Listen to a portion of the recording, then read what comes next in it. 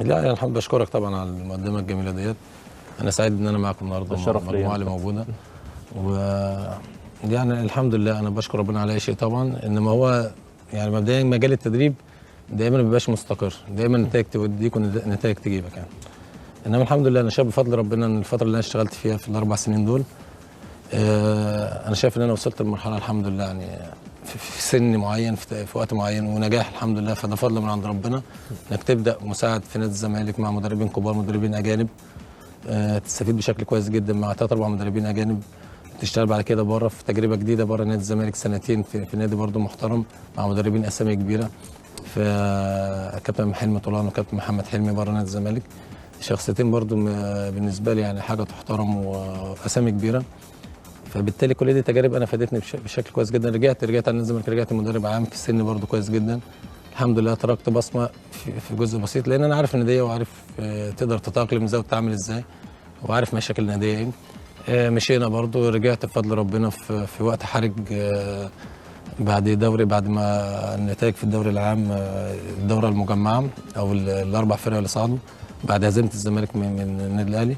رجعنا في توقيت برضه كان صعب، كان في تغيير في الجهاز انا وكابتن محمد صلاح، فرجعنا بفضل ربنا مع ميدو ومع كابتن ايمن طاهر.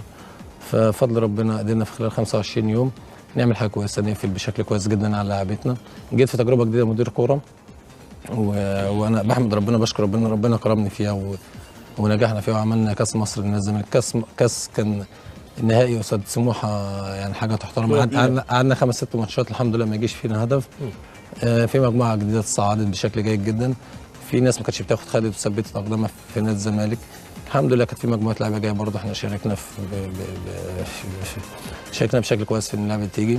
عملنا حاله انسجام بسرعه جدا، قفلنا على فرقتنا، ربنا كرمنا، عملنا الانسجام والتوليفه، ادينا الحته الفنيه بقى نشتغل فيها كجهاز ميدو كابتن محمد صلاح كابتن ايمن طاهر ومدحت عبادي.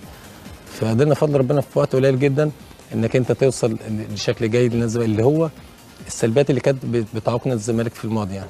هو نفس الجهاز، ميدو كان شغال، كابتن ايمن طاهر، مدحت احنا جينا عليهم كابتن محمد صلاح. كانت في امور احنا نعرفها داخليه، قدرنا ان احنا نقفل عليها، قدرنا ان احنا نلم نفسينا، قدرنا نستوعب لعبتنا بشكل جيد جدا، قدرنا نعمل حاله المساواه في الظلم عادل بين اللعبه كلها، قدرنا ان مفيش اعلام مفيش اناناس، فقفلنا على فرقتنا بشكل جيد جدا، قدرنا ان احنا نلم ونقفل على نفسينا، نشوف سلبيتنا فين، عايزين نوصل لايجابيات. ففضلنا بفضل ربنا ماتش ورا الثاني قدرت الامور اللي دي تثبت بشكل جيد. فربنا كرمنا، قدرنا في الامور الفنيه برضه تثبت بشكل جيد، في مدربين اللي شغالين بشكل جيد كابتن محمد صلاح وميدو ومدحت. فقدرنا في فتره قليله ان انت تعمل بطوله جيده جدا لنادي الزمالك، قدرت ان انت تعمل فرقه محترمه، قدرت ان انت تدعم بشكل جيد على اللعيبه اللي داخله كمان.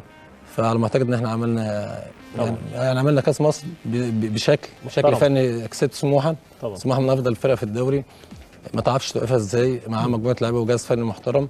فقدرت ان انت تعمل الماتشات اللي هي قبل النهائي والثمانيه، قدرت ان انت مستوى كان بيعلى تدريجي. فعملنا الحمد لله بفضل ربنا حته فنيه وحته تدريبيه محترمه، وفي الاخر خدنا كاس مصر وادينا رسالتنا في الفتره اللي احنا اشتغلنا فيها والحمد لله. كابتن عبد الحليم، يعني دورك انت وكابتن محمد صلاح او الموقف ده كان غامض شويه، يعني الناس بتفكر بتقول انتوا حضراتكم جيتوا في توقيت صعب لنادي الزمالك، هل ماضي عقود طويله؟ هل انت جاي عارف ان انت الفتره دي بس وبعد كده مفيش اتفاق؟ هل انتوا جيتوا عشان ده نادي الزمالك ما تقدروش تقولوا لا؟ ايه الموضوع؟ اللي اشتغل جوه نادي الزمالك وتربى جوه نادي الزمالك وخد بطولات مع نادي وحصل انكسارات في نادي الزمالك وعاش سنين طويله، ما يقدرش يقول نادي الزمالك لا في اي وقت. يعني انا مشيت امبارح ونادي الزمالك جه طلبني امبارح، طلبني بكره، انا هروح بكره. جيت من غير عقد هروح بكره، هروح مفيش مشاكل بالنسبه لي. جيت والدنيا بايظه خالص هروح، جيت والدنيا هروح. الامور بالنسبه لنا كزملكاويه او ناس بتعشق نادي الزمالك وناس تقدر قيمه نادي الزمالك، جماهير نادي الزمالك اللي خدت النجوميه من نادي الزمالك وخدت الشهره وخدت حب الناس، بتقدر يعني ايه اسم نادي الزمالك. ده يخلي حضرتك تتحول من جزء اداري، من جزء فني لجزء اداري. ممكن اشخاص نادي الزمالك؟ ممكن تعمل اي حاجه لو انت بتحب مكان وبتعشقه وبتحب الناس اللي فيه وتحس ان انت تقدر تعمل حاجه في المكان دوت وتنجح في المكان دوت وتقدر زي ما